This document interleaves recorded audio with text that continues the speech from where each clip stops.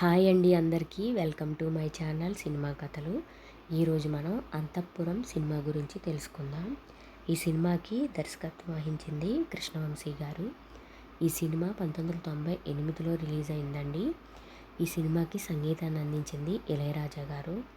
ఈ సినిమాలోనే ఒక పాట బాగా ఫేమస్ అయిందండి. ఆ పాట ఏంటంటే, అసలేం గుర్తుకురాదు నా కన్నుల ముందు నువ్వు ఉండగా. గుర్తొచ్చిందా ఈ పాట? ఆ పాట ఈ సినిమాలోదేనండి. ఈ సినిమాకి ఉత్తమ చిత్రంగా ఫిలింఫేర్ అవార్డు కూడా వచ్చిందండి. ఈ సినిమాలో సౌందర్య గారు, జగపతి బాబు గారు, సాయి కుమార్ గారు, ప్రకాష్ రాజ్ గారు, బాబు మోహన్ గారు, శారదమ్మ గారు నటించారు. ఉత్తమ నటిగా సౌందర్య గారికి ఫిలింఫేర్ అవార్డు వచ్చింది. ఉత్తమ సహాయక నటుడిగా జగపతి బాబు గారికి కూడా నంది అవార్డు వచ్చిందండి. ఉత్తమ ప్లేబ్యాక్ సింగర్గా జానకమ్మ గారికి నంది అవార్డు వచ్చింది. ఈ సినిమా కథ విషయానికి వస్తే, సాయి కుమార్ గారు ఫారెన్లో ఉంటూ ఒక కంపెనీలో జాబ్ చేస్తుంటారు. ఆ కంపెనీ ఓనరు బాబు మోహన్ గారు సాయి కుమార్ గారి యొక్క పనితనం నచ్చి తన కూతురికి ఇచ్చి పెళ్లి చేద్దాం అనుకుంటారు. బాబు మోహన్ గారి కూతురు సౌందర్య గారు. అయితే వీళ్ళిద్దరికీ పెళ్లి చేస్తారండి. వీళ్ళకు ఒక బాబు పుడతాడు.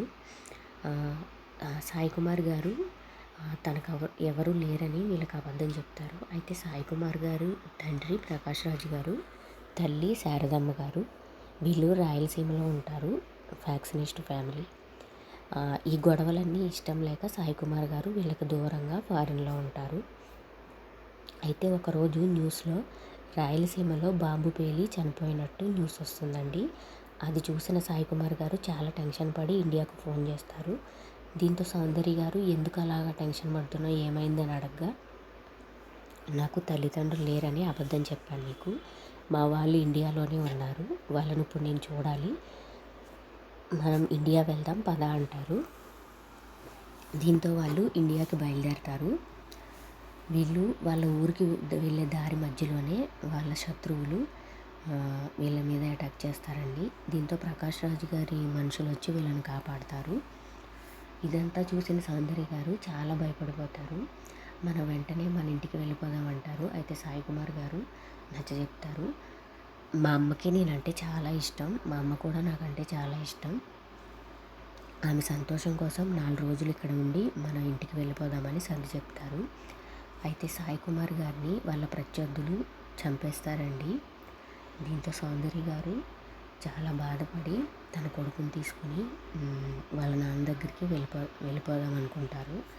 అయితే ప్రకాష్ రాజ్ గారు, నా కొడుక్కి నా పగని పంచలేదు, నా మనవడికైనా నా పగను ప్రతీకారాన్ని పెంచుతాను, వీడిని ఇక్కడ వదిలేసి నువ్వు ఒక్కదానివే వెళ్ళిపో అంటారు. దీంతో సౌందర్య గారు చాలా బాధపడతారండి. అయితే ఆ ఇంటి నుంచి పారిపోవడానికి ప్రయత్నిస్తారు. కానీ రౌడీలకు వాళ్ళ మనుషులకి దొరికిపోతారు. అయితే సాయి కుమార్ గారి తల్లి శారదమ్మ గారు ఉన్నారు కదా, శారదమ్మ గారి సహాయంతో సౌందర్య గారు బయటికి వెళ్ళిపోతారు, తప్పించుకుంటారు. అయితే దారి మధ్యలో వీళ్ళ ప్రకాష్ రాజ్ గారి మనుషులు అటాక్ చేస్తున్నప్పుడు జగపతి బాబు గారు ఎంటర్ అవుతారు. జగపతి బాబు గారి క్యారెక్టర్ ఏంటంటే, ఈ సినిమాలో ఆయన దుబాయ్ వెళ్ళడం కోసం డబ్బులు పోగేస్తూ ఉంటారు, చిన్న చిన్న పనులు చేసుకుంటూ ఉంటారు. అయితే సౌందర్య గారు చెప్తారు, నన్ను హైదరాబాద్ వరకు చేరిస్తే నీకు దుబాయ్కి వెళ్ళడానికి కావాల్సిన డబ్బులన్నీ నేనే ఇస్తానని. దీంతో జగపతి బాబు గారు ఒప్పుకొని సౌందర్య గారిని ఒక జీప్లో వాళ్ళ ఊరు నుంచి హైదరాబాద్ తీసుకెళ్ళడానికి బయలుదేరతారు. అయితే దారి మధ్యలో ప్రకాష్ రాజ్ గారి అనుచరులు వీళ్ళని చూసి అటాక్ చేస్తారు. దీంతో జగపతి బాబు గారు వాళ్ళ ఊరు నుంచి వెళ్ళే ట్రైన్ ఎక్కిచ్చేస్తారు సౌందర్య గారిని కష్టపడి. ఈలోగా రౌడీలు జగపతి బాబు గారిని చంపేస్తారండి. ఇలా జగపతి బాబు గారి క్యారెక్టరు ఈ సినిమాలో అయిపోతుంది. ఎలాగోలా కష్టపడి సౌందర్య గారు హైదరాబాద్ ఎయిర్పోర్ట్కి చేరుకుంటారు. అయితే అప్పుడు సడన్గా ప్రకాష్ రాజ్ గారు ఎంట్రీ ఇస్తారు. దీంతో సౌందర్య గారు చాలా భయపడిపోతారు. అయితే ప్రకాష్ రాజ్ గారు వచ్చి, భయపడకమ్మా, నన్ను క్షమించు, నువ్వు నీ కొడుకు సంతోషంగా ఉండండి అని ఆశీర్వదించి వెళ్ళిపోతారు. అలా ఈ విధంగా సినిమా పూర్తవుతుందండి. ఒక తల్లి తన బిడ్డ కోసం చేసే పోరాటం ఈ సినిమా. ఈ వీడియో కనుక మీకు నచ్చినట్లయితే లైక్ చేయండి, షేర్ చేయండి. ఇలాంటి మరిన్ని వీడియోల కోసం నా ఛానల్ని సబ్స్క్రైబ్ చేసుకోండి. Thank you for watching.